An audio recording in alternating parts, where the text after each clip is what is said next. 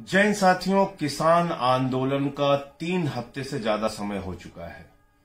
काफी लंबे समय से किसान सड़कों पर है, आंदोलित है, लेकिन सरकार का जो रवैया उनके प्रति है, देश के अन्नदाताओं के प्रति जिस प्रकार की उदासीनता सरकार दिखा रही है, संवेदनहीनता दिखा रही है, उसका उदाहरण कहीं आपको दुनिया में नहीं मिलेगा। देश के वो किसान जो हमारे आपके लिए अनाज पैदा करते हैं, हमारा आपका पेट पालते हैं, वो चाहे प्रधानमंत्री हो, मंत्री हो, सांसद हो, विधायक हो, सबके बच्चे इन्हीं का पैदा किया हुआ अनाज खाते हैं।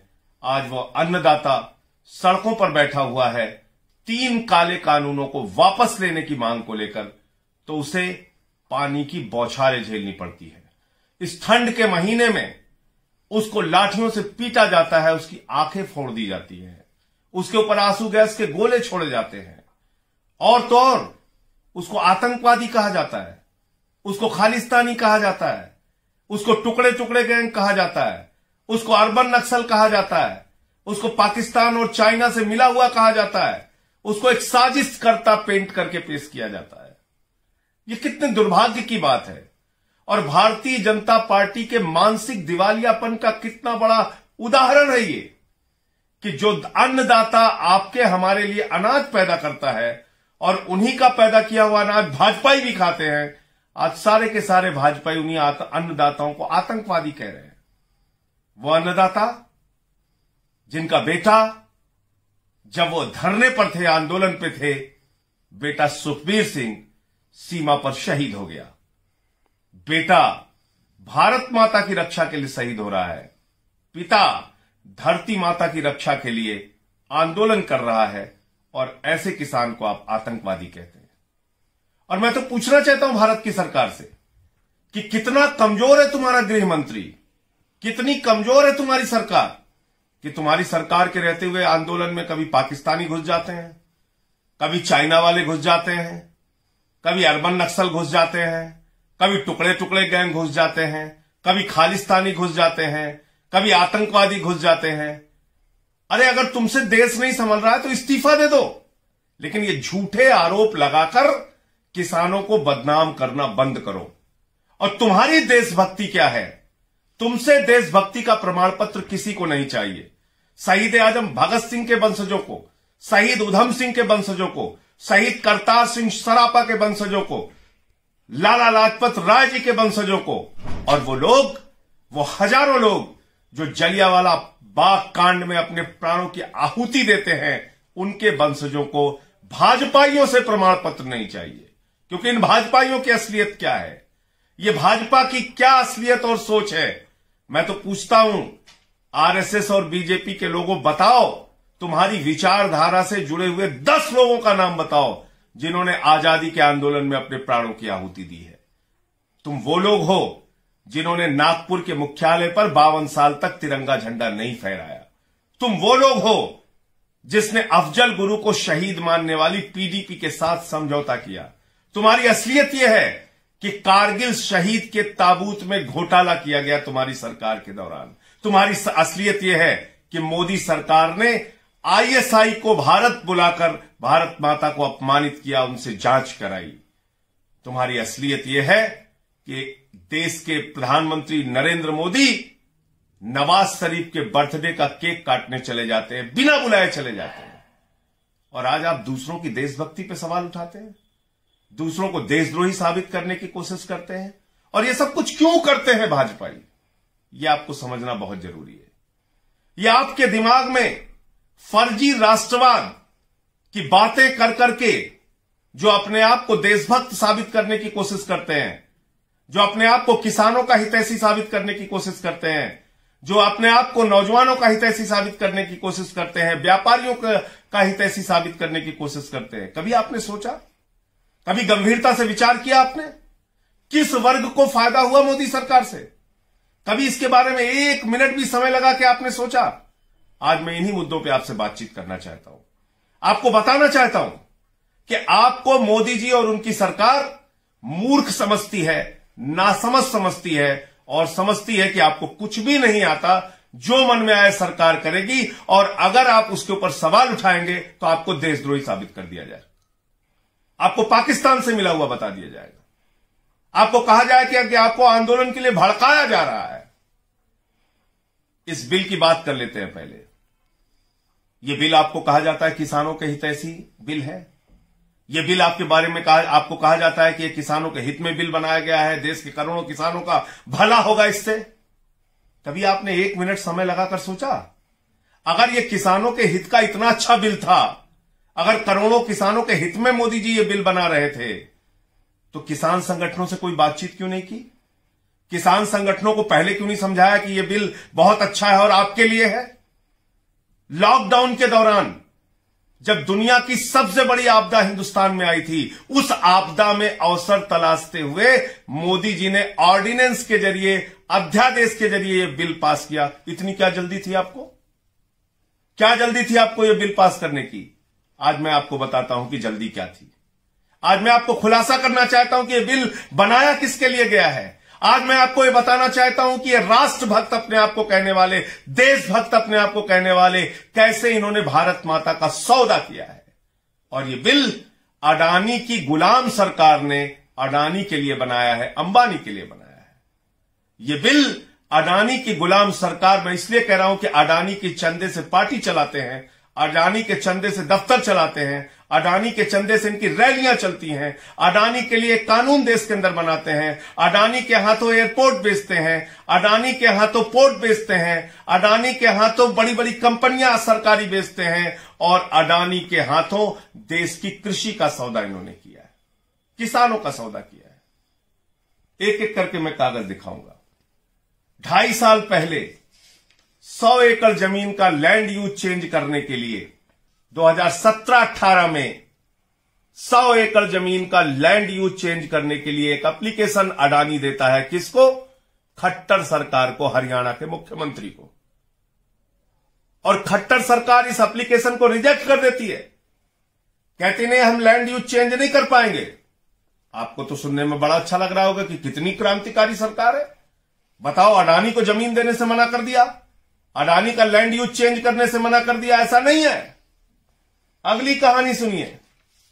7 मई 2020 को, यह दूसरा कागज है, जब दफ्तर बंद थे, जो ऑफिस बंद थे, याद कीजिए 7 मई का दिन, जब देश में लॉकडाउन था, किसी को कहीं आने जाने की इजाजत नहीं थी, रेलवे ट्रैक पे लोग मर रहे थे, सड़कों पे मजदूर मर रहे थे, 1300 किलोमीटर एक बच्ची अपने पिता को साइकिल पर बिठा के ले जा रही थी, लोग दुश्वारियों में अपनी जिंदगी बिता रहे थे, आपदा थी, महामारी थी, दुनिया का सबसे बड़ा संकट था, केमिकल का छिड़काव करके मजदूरों को अपमानित कर रहे थे वाजपेयी। ऐसे दौर में ऑफिस खोल के, दफ्तर खोल के 7 मई 2020 को खट्टर ने 100 एकड़ जमीन लैंड यूज चेंज करके कोल्ड स्टोरेज के लिए किसको दे दिया? अडानी को दे दिया। 7 मई 2020 लॉकडाउन के दौरान अडानी को दे दिया। ये किसके लिए बिल बनाया जा रहा है, समझ में आया आपको?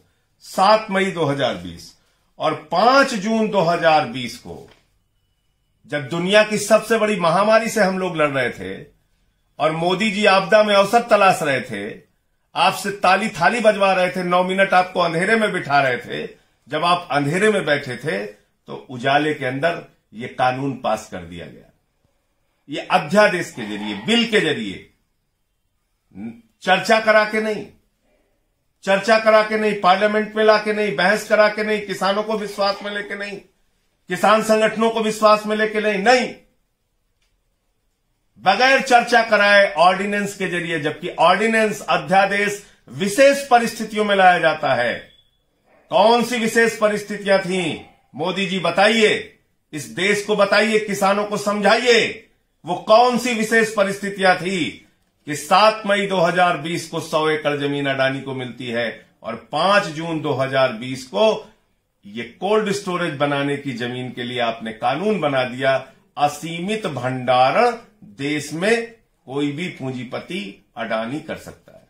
तो ये अडानी की गुलाम सरकार ने अडानी के लिए ये बिल बनाया है, अंबानी के लिए ये बिल बनाया है, बड़े बड़े पूंजीपतियों के लिए ये बिल बनाया है, किसानों के लिए ये बिल नहीं बनाया। और कल एक टीवी चैनल पे जब मैंने यही सवाल खड़ा कर दिया तो पूरी की पूरी भारतीय जनता पार्टी अडानी की गुलाम सरकार और अडानी के गुलामों के गुलाम लोग, जिनकी हिम्मत नहीं है सवाल पूछने की अडानी से, जिनकी हिम्मत नहीं है खट्टर से सवाल पूछने की, मोदी जी से सवाल पूछने की, वो बौखला गए, मेरे सवालों से बौखला गए। उनके पास जवाब नहीं था। अभी भी मैं कहता हूं, अगर आप निष्पक्ष चैनल हैं, निष्पक्ष पत्रकार हैं, तो पूछिए इन सवालों को। 7 मई को 100 एकड़ जमीन मिलती है और 5 जून को देश में असीमित भंडारण का कानून बन जाता है। ये किसके लिए बिल बनाया गया? सवाल पूछिए, हिम्मत है तो। और मैं अब आपको दिखाता हूं, मैं आपको क्यों कह रहा हूं कि ये इन्हीं लोगों के लिए ये कानून बनाया गया है, अडानी और अंबानी के लिए। इनकी कंपनियां रजिस्टर्ड हो चुकी हैं, लंबी फेहरिस्त है, लंबी लिस्ट है। ये सब किसान बन गए अब। ये अडानी अंबानी सब किसान बन गए, इतनी कंपनियां हैं इनकी। देख लीजिए आप, मैं पढ़ के सुनाता हूं।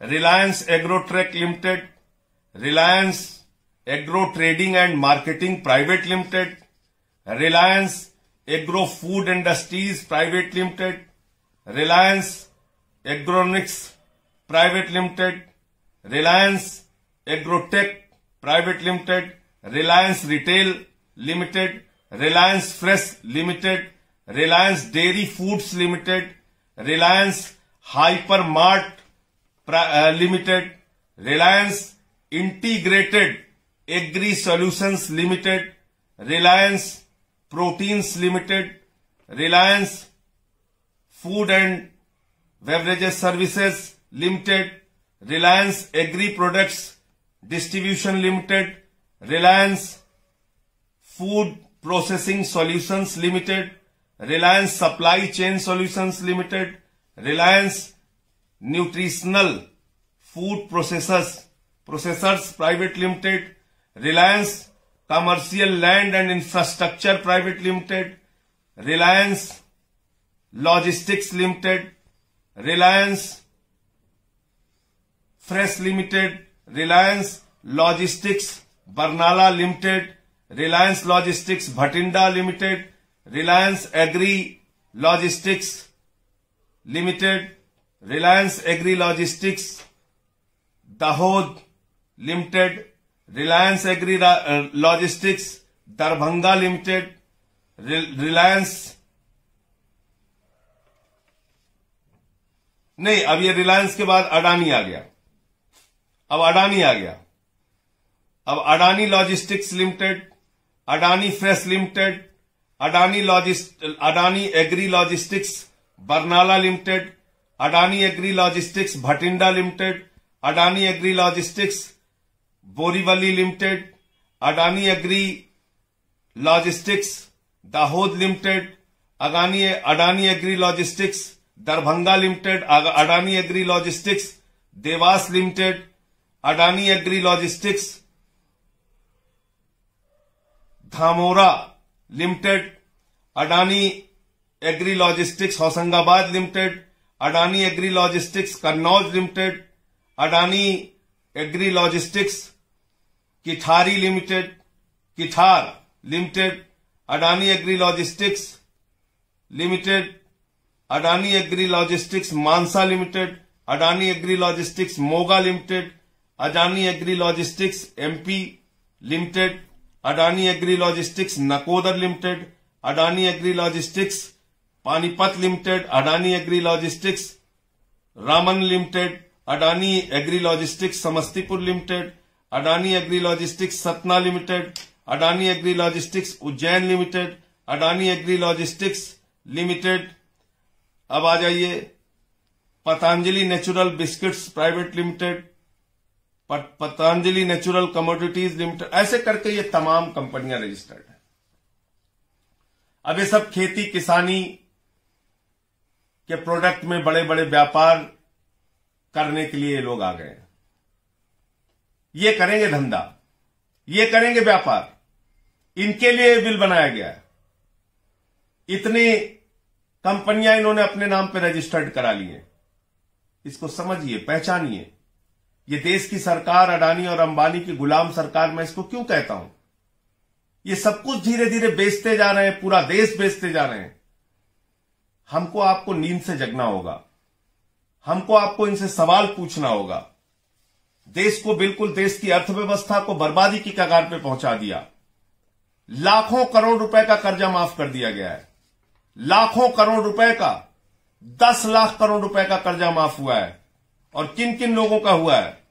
अडानी अंबानी बंधु के अलावा नीरव मोदी, निशांत मोदी, ललित मोदी, मेहुल चौकसी, विजय माल्या, कल्पेश वैद्य, आशीष जोबन, सनी कालरा, आरती कालरा, संजय कालरा, वर्षा कालरा, सुधीर कालरा, जतिन मेहता, उमेश पारिख, कमलेश पारिख, निर्लेश पारिख, विनय मित्तल, एकलव्य गर्ग, चेतन जयंतीलाल, दंपति बेन चेतन, राजीव गोयल, अलका गोयल, रतीश जैन, हितेंद्र नागेंद्र भाई पटेल, मयूरी बेन पटेल, आईसी भाई पटेल, सुरेश भाई पटेल।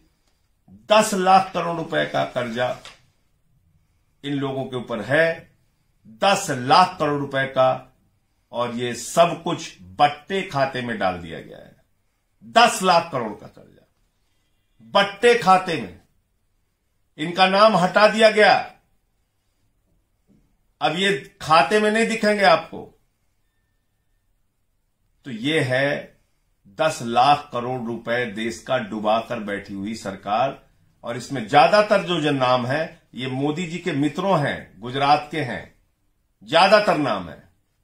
इसमें कोई भी, एक भी जो नाम है ये पाकिस्तानी नहीं है, ये अर्बन नक्सल भी नहीं है, ये टुकड़े टुकड़े गैंग भी नहीं है, ये खालिस्तानी भी नहीं है। ये जितने भी नाम हैं इसमें से कोई आम आदमी पार्टी के नहीं है। तो आप इनसे वापस क्यों नहीं लेते पैसा? क्या मजबूरी है? ये 10 लाख करोड़ रुपए का कर्जा वापस लेके हिंदुस्तान में स्कूल बनाए जा सकते हैं, अस्पताल बनाए जा सकते हैं, सड़कें बनाई जा सकती हैं, नौजवानों को रोजगार दिया जा सकता है, बड़ी बड़ी फैक्ट्रियां लगाई जा सकती हैं। तो ये आपके पूंजीपति मित्र जो हैं, ये 10 लाख करोड़ रुपए देश का खा के बैठे रहेंगे। इनसे आप सवाल पूछने की हिम्मत नहीं करते। 10,000 रुपए भी अगर कोई गरीब आदमी, नौजवान, फल वाला, ठेले वाला, अगर उसका कर्जा बाकी है, उसका कॉलर पकड़ के उसको जेल में बंद कर देते हो। और दिन रात पता नहीं क्या क्या भाषण देते रहते हैं, आपको समझाते रहते हैं कि बड़ी देशभक्त सरकार है। 10 लाख करोड़ रुपए डुबा दिया। 23.5%, 9% देश की जीडीपी नीचे चली गई, अर्थव्यवस्था बर्बाद हो गई, चौपट हो गई। और आपको झूठे सपने, झूठी बातें, झूठी चर्चा करके गुमराह किया जाता है। और सबसे बड़ा मूर्ख इस देश की जनता को मोदी जी समझते हैं। मैं ये बात क्यों कह रहा हूं?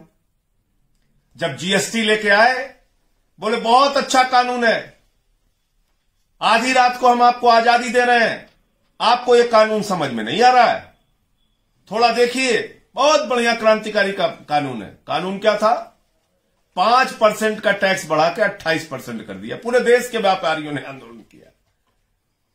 बोले मनाओ देशवासियों, जश्न मनाओ, लता मंगेशकर का गाना सुनो, अमिताभ बच्चन को देखो, रात में हम 12 बजे तुमको आजादी दे रहे हैं। और 5% का टैक्स बढ़ा के 28% कर दिया।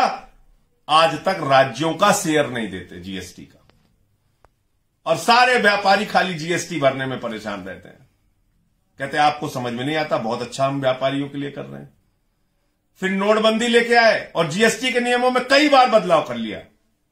अरे भैया, जब इतना अच्छा था तो उसके नियम कानून तुम बार बार बदलते क्यों हो? इसका मतलब तुम्हें खुद ही कुछ नहीं पता था, बेसिर पैर का कानून लेके चले आते हो। फिर नोटबंदी लेके आए, लोगों ने हल्ला मचाया, बोले नहीं तुम्हें मालूम नहीं, बहुत अच्छा कानून है, नोटबंदी से पूरे देश की तकदीर बदल जाएगी, आपको मालूम नहीं है कितना भला होगा देश का, काला धन खत्म, आतंकवाद खत्म, नक्सलवाद खत्म, देश की अर्थव्यवस्था आसमान पे पहुंच जाएगी। 50 दिन का मौका दे दो, किसी भी चौराहे पर खड़े कर देना, पता नहीं क्या क्या बातें, आंसू बहाना, रोना धोना।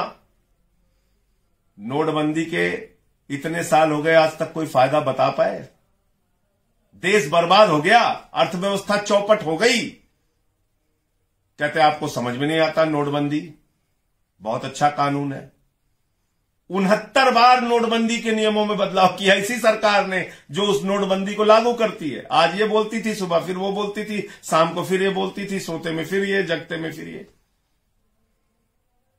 उसके बाद प्लेटफॉर्म बेचने लगे। हम लोगों ने पूछा, भाई रेल का प्लेटफॉर्म क्यों बेच रहे हो, ट्रेनें क्यों बेच रहे हो? बहुत अच्छा देश हित में काम हो रहा है, आपको समझ में नहीं आ रहा है। बीपीसीएल बेचने लगे। हमने कहा भाई मुनाफे की कंपनी है बीपीसीएल, आप बीपीसीएल क्यों बेच रहे हैं? नहीं समझ में आ रहा है आपको, देश हित में काम हो रहा है, मत बोलिए देश हित में। भैया अडानी को एयरपोर्ट क्यों दे दिया आपने? देश का एयरपोर्ट है, भारत का एयरपोर्ट है, अडानी को एयरपोर्ट क्यों बेच रहे हो? देश की संपत्ति क्यों बेच रहे हो? नहीं समझ में आ रहा है आपको, देश हित में अडानी को एयरपोर्ट बेचना। एयरलाइंस बेच रहे हो, एयर इंडिया बेच रहे हो, क्यों बेच रहे हो? नहीं समझ में आ रहा है आपको, देश हित में एयरपोर्ट बेचा जा रहा है, देश हित में एयर इंडिया बेची जा रही है, देश हित में कोल बेचा जा रहा है, देश हित में सेल बेचा जा रहा है, देश हित में रेल बेचा जा रहा है। अरे एलआईसी क्यों बेच रहे हो भैया? जिंदगी के बाद भी, जिंदगी के साथ भी वो एलआईसी जो मुनाफे की कंपनी है, उसको आपको नहीं समझ में आ रहा है। देश हित में एलआईसी बेचा जा रहा है, देश हित में बैंकिंग सेक्टर बेचा जा रहा है। और हम आप इनके भाषणों से और टीवी पे जिस तरीके से ये लोग दबाते हैं, लोगों को धमकाते हैं, जिस तरह का आक्रामक भाषण देते हैं, मुकदमे लिखवाते हैं, गर्दन पकड़ के जेल में डाल देते हैं, इन सब चीजों से हम लोग आतंकित हो जाते हैं। तो ये रेल बेचे देश हित में, सेल बेचे देश हित में, कोल बेचे देश हित में, बैंकिंग सेक्टर बेचे देश हित में, एयरपोर्ट बेचे देश हित में, एयर इंडिया बेचे देश हित में, एलआईसी बेचे देश हित में, देश के किसानों को बेचे देश हित में, देश के नौजवानों को बेचे देश हित में। और आप सब कुछ बर्दाश्त करते जाते हैं, सहन करते जाते हैं।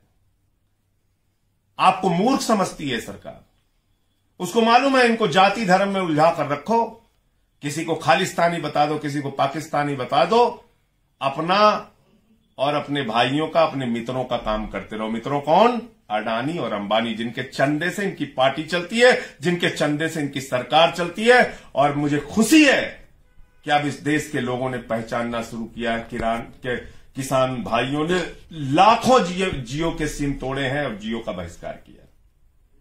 अडानी अंबानी का, इन पूंजीपतियों का बहिष्कार करना होगा, इनको इनकी हैसियत बतानी होगी। ये देश के किसानों के हित को कुचलकर राज नहीं कर सकते। ये देश के लोगों के हित को कुचलकर हमारा एयरपोर्ट ले लेंगे, रेल ले लेंगे, हमारा पोर्ट ले लेंगे, सब कुछ लेते जाएंगे, पूरी देश की संपत्ति को मोदी जी बेचते जाएंगे। कब तक चुप रहोगे? कब तक बर्दाश्त करोगे? और सब कुछ देश हित के नाम पे होता है इनका, सब कुछ देश हित के नाम पर। तो आप लोगों से अपील है, अनुरोध है, विनती है, प्रार्थना है, जागिए, जागिए अपने हक के लिए, जागिए किसानों के लिए, जागिए इस देश की संपत्ति को बचाने के लिए, जागिए। और याद करिए कि क्या क्या वादे करके ये लोग आए थे। सुप्रीम कोर्ट में कहा था किसान की आय दोगुनी करेंगे। सुप्रीम कोर्ट में इन्होंने एफिडेविट लिख के दिया, पहले वादा किया हम स्वामीनाथन आयोग की रिपोर्ट लागू करेंगे, फसल के लागत मूल्य पर 50% मुनाफा देंगे। बाद में सुप्रीम कोर्ट में एफिडेविट देके कह दिया हम 1.5 गुना दाम किसानों को फसल की लागत मूल्य पर नहीं दे सकते। कैसे आपके ऊपर कोई विश्वास कर लेगा? एमएसपी की गारंटी कानून में कहीं नहीं लिखा है, तीनों कानून में कहीं नहीं लिखा। किसान कहते हैं एमएसपी की गारंटी दे दो, कहते हैं पहले भी नहीं था। अरे पहले तो जीएसटी भी नहीं था, नोटबंदी भी नहीं था, कॉन्ट्रैक्ट फार्मिंग भी नहीं थी, असीमित भंडारण भी नहीं था। अब दे दो एमएसपी की गारंटी, कहते नहीं देंगे, भाषण दे दिया मान लो। अरे भाषण में तो तुमने 2 करोड़ रोजगार भी दिया था, भाषण में 15 लाख भी दिया था, भाषण में कालाधन भी लाने की बात कही थी, भाषण में तो startup India, make in India, पता नहीं क्या क्या इंडिया बनाने की बात कही थी। तुम्हारे भाषणों पे कौन विश्वास करेगा मोदी जी? भाषण तो आप कुछ भी देते रहते हैं, करते कुछ नहीं है जमीन पे। फिर इस कानून में क्या लिख दिया? असीमित भंडारण की छूट, यानी जमाखोरी, कालाबाजारी और महंगाई को लीगलाइज कर दिया। और यह कानून सिर्फ किसानों के लिए नहीं है, याद रखना। ये किसान के नहीं, हिंदुस्तान के खिलाफ ये बिल है, एक एक इंसान के खिलाफ ये बिल है। देश में सस्ते में फल, सस्ते में सब्जियां, सस्ते में दाल, सस्ते में मक्का, सस्ते में धान, सस्ते में गेहूं किसानों से खरीदा जाएगा। अडानी और अंबानी जैसे पूंजीपति, जिनकी ये कंपनियां मैंने अभी आपको बताया बनी हुई है, ये बड़े बड़े कोल्ड स्टोरेज में उन्हीं सामानों को आपके रखेंगी। जब बाजार में इसकी कमी हो जाएगी तो महंगे दाम में आपको बेचेंगी। जमाखोरी, कालाबाजारी और महंगाई को मोदी जी ने वैधता प्रदान कर दी, कानूनी वैधता प्रदान कर दी। अब मुझे जो कुछ भी बताना था, कहना था, जो जानकारी थी और जिसके कारण मैंने पार्लियामेंट में इस बिल का विरोध किया था, वो मैंने आपके साथ शेयर कर दिया। अब एक हिंदुस्तानी होने के नाते, एक सच्चा देशभक्त होने के नाते आपको भी सोचना है, फैसला करना है। देश बेचने वालों के साथ जाओगे, अडानी और अंबानी के गुलामों के साथ जाओगे, या अन्नदाताओं के साथ जाओगे। इंकलाब जिंदाबाद, आम आदमी जिंदाबाद।